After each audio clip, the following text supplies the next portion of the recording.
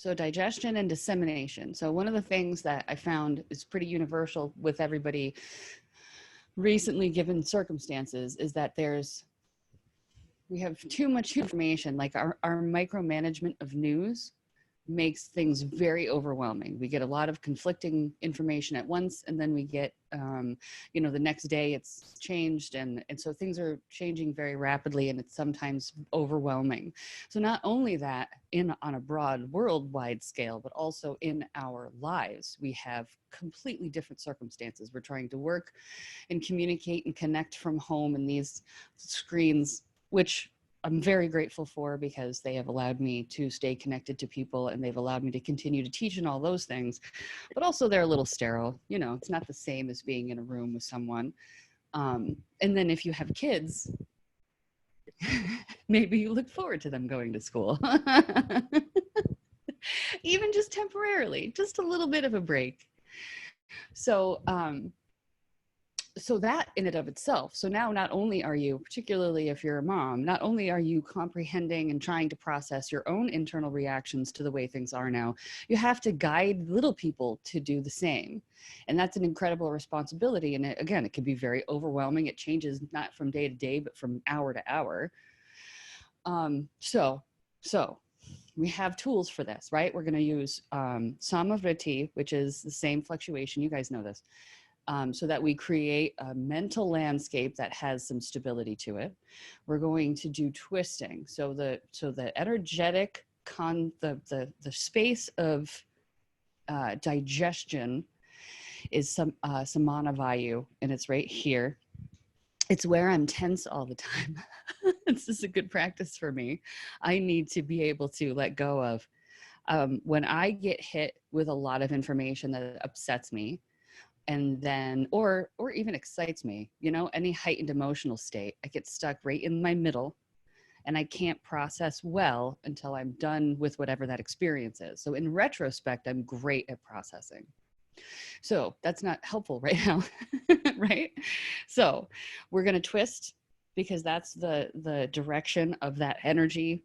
That center of digestion energy we draw it as a spiral, because it either goes up or down in the body. So we take in information, and this is where it gets broken up and processed, and either we imbibe it and it informs our decisions in a healthy way, or we eliminate it, right? So the process of eating, this is the grossest, the most, the slowest, most tangible form of this particular energy is the way we intake and process food. So we can start with that. Our intestines, the way that we eliminate or not diverticulitis, ulcerative colitis, any of these kinds of dysfunctions in the health of the digestive tract is a direct correlation between our ability to digest information and let go of what we can't or don't need. And that's what we're going to do today. We want to try to process in a way that allows elimination.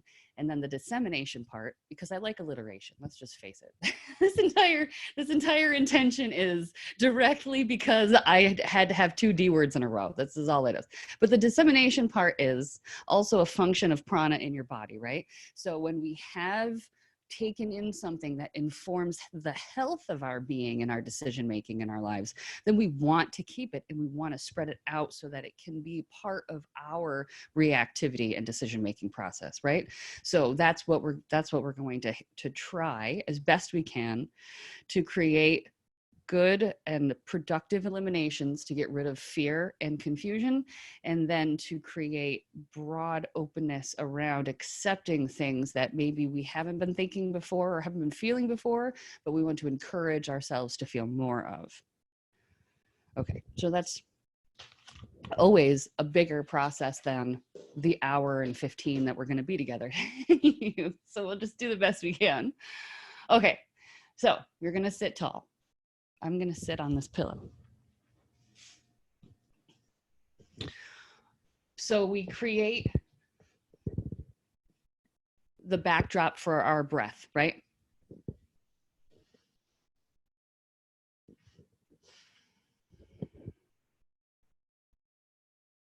So we move from least to most subtle.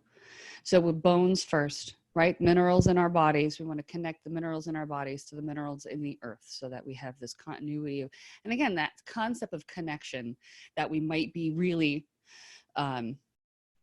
lacking right now or really missing right now. So we're always connected to the earth. So regardless of where you are in your home, even pretending that you're on the ground, imagining that you could be practicing on the ground.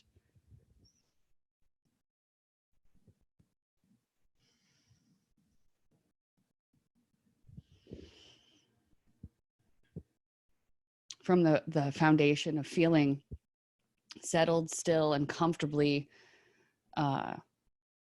grounded, then we rise up, right? So we connect the sit bones to the rest of the bones in our structure. We try to create the most easeful yet erect posture that we possibly can. Neutral spine, shoulders feel as if they're effortlessly lifting up away from the pelvic girdle, and then the head feels as if it floats over the shoulders. And then once we have this situated, soften in the face, relax your jaw, open in the sinuses as best you can.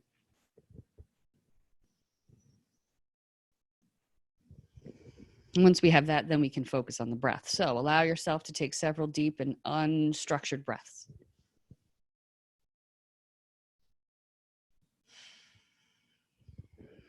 Open up the cavity of your mouth, relax the tongue away from the roof of your mouth. You can blow forcefully out through your mouth. You can blow forcefully out through your nose. You could sigh if that helps to feel relieving of tension or pressure in the form.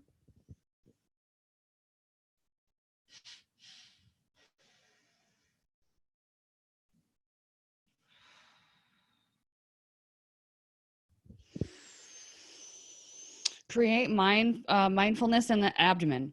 Begin to feel the sensation of broad movement in the belly, that there is a ballooning action with the inhale, that there's a gentle deflation and maybe a purposeful squeeze at the very bottom of your exhalation to really begin to wake up that area of the body and create that, again, pliability, right? Breaking up what's stuck and to be able to either take it in or let it go.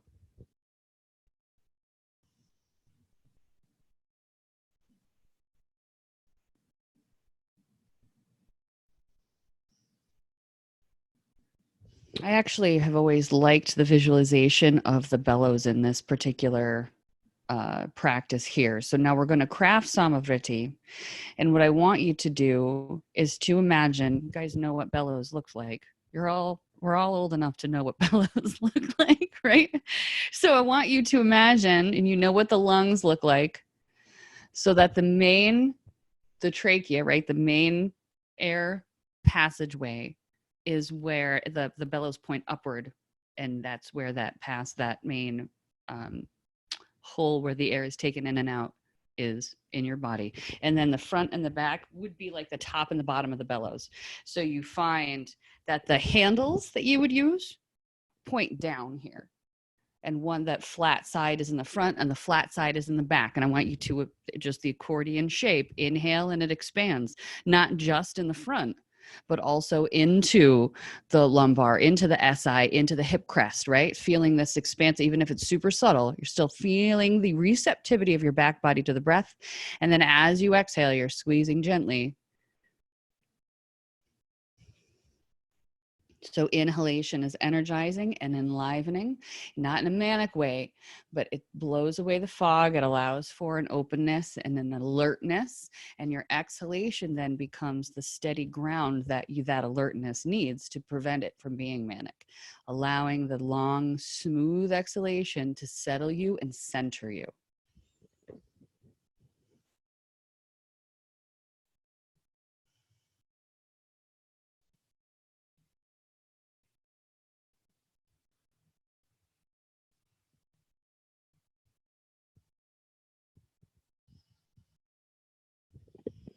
So eyeballs can be focused on the floor in front of you, or they can be closed.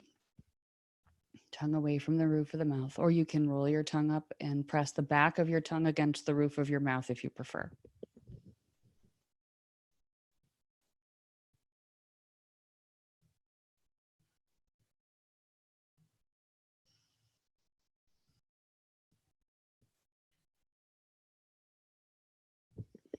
So if you haven't yet, it was a lot of imagery to get the sensation of breath through the whole torso here. So if you haven't yet, now we count.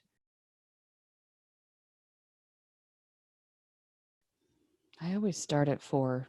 This is just where am I, right? So I start counting at 4. And it also depends on how good you are at keeping a nice steady rhythm. So you could even, when you practice this on your own, you could use an external, you could use like a metronome or something that keeps a steady beat for you. For now, as best you can, long, smooth, even halves of breath. And as we practice, we're going to try to get that overarching quality of breath throughout all of the cycles of breath.